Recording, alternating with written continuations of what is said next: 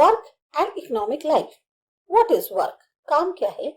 As children and young students, we imagine what kind of work we will do when we grow up. बच्चे हो या जो young students हैं, हम लोग हमेशा सोचते हैं कि जब हम बड़े होंगे तो क्या करेंगे, किस तरीके का काम करेंगे.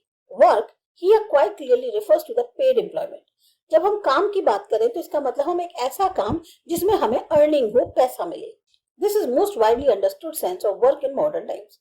काम का मतलब आज के मॉडर्न जमाने में यही सच समझा जाता है कि एक ऐसी एक्टिविटी जिसके लिए आपको पे किया जाए. This is in fact over simplified view. ये एक बहुत ही साधारण सा व्यू है. Many types of work do not conform to the idea of paid employment. पर बहुत तरीके के काम ऐसे होते हैं जिसमें आपको ऐसा नहीं है कि आपको उसके लिए पे किया जाए. Much of the work done in the informal economy, for example, is not recorded in any direct way in the official employment statistics. बहुत सारा काम ऐसा होता है जो इनफॉर्मल इकोनॉमी में किया जाता है. मतलब कि जो ऑफिशियल एम्प्लॉयमेंट स्टैटिस्टिक्स होती हैं उसमें डायरेक्टली उसको रिकॉर्ड नहीं किया जाता. The term informal economy refers to the transactions outside the sphere of regular employment, sometimes involving the exchange of cash for service provided, but also often involving the direct exchange of goods or services. अब ये जो term है informal economy, ये उन transactions के लिए है जो रेगुलर एम्प्लॉयमेंट के स्फीयर से बाहर के होते हैं. कई बार इसमें जो सर्विस प्रोवाइड करी जा रही है उसके बदले में कैश दिया जाता है.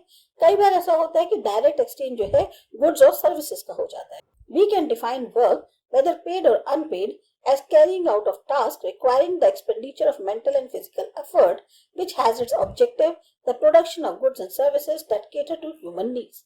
हमारे अनुसार वर्क क्या है, चाहे वो पेड हो, अनपेड हो, एक काम को करने का तरीका है, एक ऐसा काम जिसमें आपको मेंटल और फिजिकल एफर्ट जो है अपना वो खर्च करना होगा, जिसका एक ऑब्जेक्टिव है कि उससे गुड्स और सर्विसेज का प्रोडक्शन होगा ताकि ह्यूमन नीड्स को हम जरूरतों को पूरा कर सकें. Modern forms of work and division of labour. In pre modern forms of society most people work in the field और केयर फॉर देयर लाइफस्टॉक. जो आज की मॉडर्न फॉर्म है सोसाइटी की, उससे पहले लोग जो है ज्यादातर खेतों में काम करते थे या अपने जो उनके पास जानवर होते थे उनकी देखभाल करते थे. In the industrially developed society, only a tiny proportion of the population works in agriculture and farming itself has become industrialized. That is, it is carried on largely by the means of machines rather than by human hand. अब आज की date पे जिस तरह से समाज में industries develop हो रही हैं, तो बहुत ही कम प्रोपोर्शन जो है पॉपुलेशन का एग्रीकल्चर में काम करता है. ज्यादातर फार्मिंग जो है अपने आप में भी इंडस्ट्रियलाइज होती जा रही है क्योंकि अब उसको मशीन्स की मदद से किया जाता है बजाय हाथ से. In a country like India, the largest share of population continues to be rural and agricultural or involved in the other rural-based occupation. हमारी जैसी कंट्री है इंडिया, इसमें बहुत बड़ी मात्रा में जो पॉपुलेशन है वो आज भी गांव में रहती है, एग्रीकल्चर से जुड़ी हुई है या और जो एग्रीकल्चर या रूरल संबंधी काम है उनको करती है. There are other trends in India too, for instance an expansion of the service sector. इसके अलावा और भी बहुत से ट्रेंड है इंडिया में, जैसे जो सर्विस सेक्टर है अब उसका भी काफी ज्यादा एक्सपेंशन यानी विस्तार हो रहा है.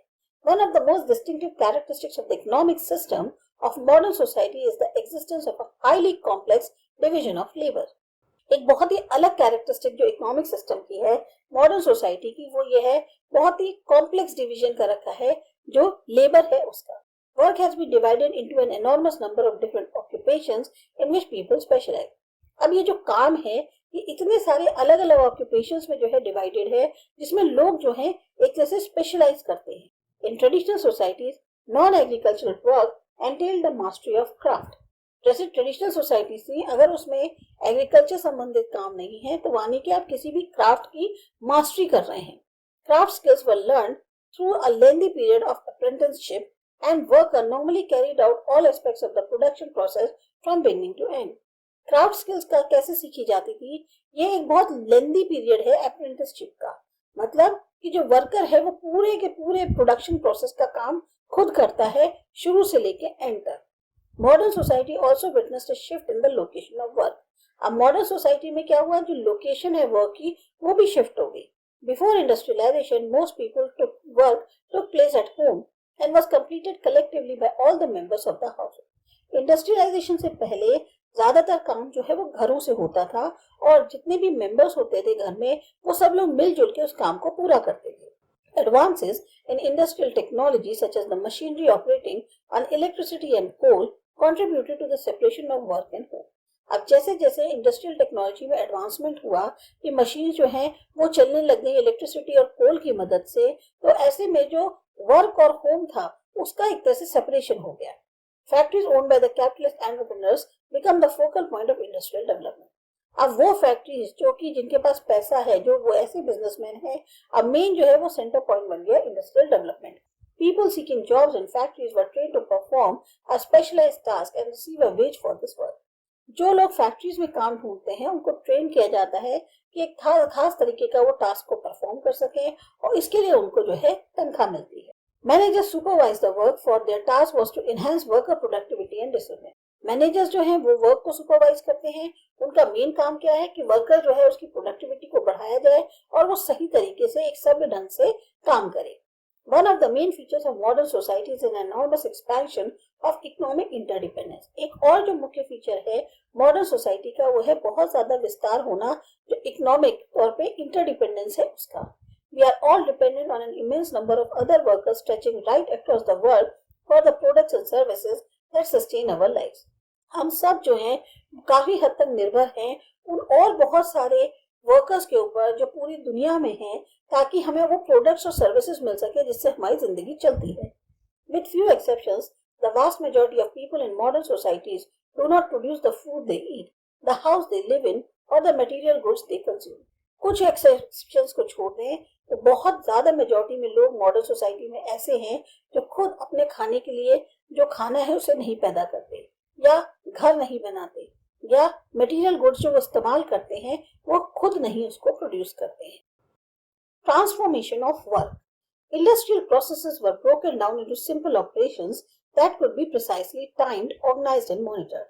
जो इंडस्ट्रीज की प्रक्रिया है उनको जो है छोटे छोटे ऑपरेशंस में ब्रेक किया गया ताकि उनको सही तरीके से टाइम पर ऑर्गेनाइज और मॉनिटर किया जा सके. Mass production demands mass market. अगर प्रोडक्शन बहुत बल्क में हो रहा है तो उसके लिए फिर मार्केट भी बहुत ज्यादा चाहिए. One of the most significant innovations was the construction of a moving assembly line.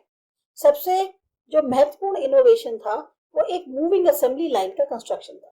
Modern industrial production needed expensive equipment and continuous monitoring of employees through monitoring और सर्वेलेंस सिस्टम. जो आज की मॉडर्न इंडस्ट्रियल प्रोडक्शन है उसमें बहुत महंगे महंगे equipments चाहिए, लगातार मॉनिटरिंग करनी पड़ेगी एम्प्लॉइज की, कैसे जो सर्वेलेंस सिस्टम होते हैं, मॉनिटरिंग सिस्टम्स होते हैं उनकी मदद से. Over the last decade there has been a shift to what is called flexible production and decentralization of work. पिछले कुछ दशकों से एक शिफ्ट हुआ है, एक बदलाव हुआ है जिसे हम कहते हैं फ्लेक्सिबल प्रोडक्शन या decentralization of work. It is argued that in this period of globalization, it is the growing competition between firms and countries that make it essential for firms to organize production suiting the changing market conditions.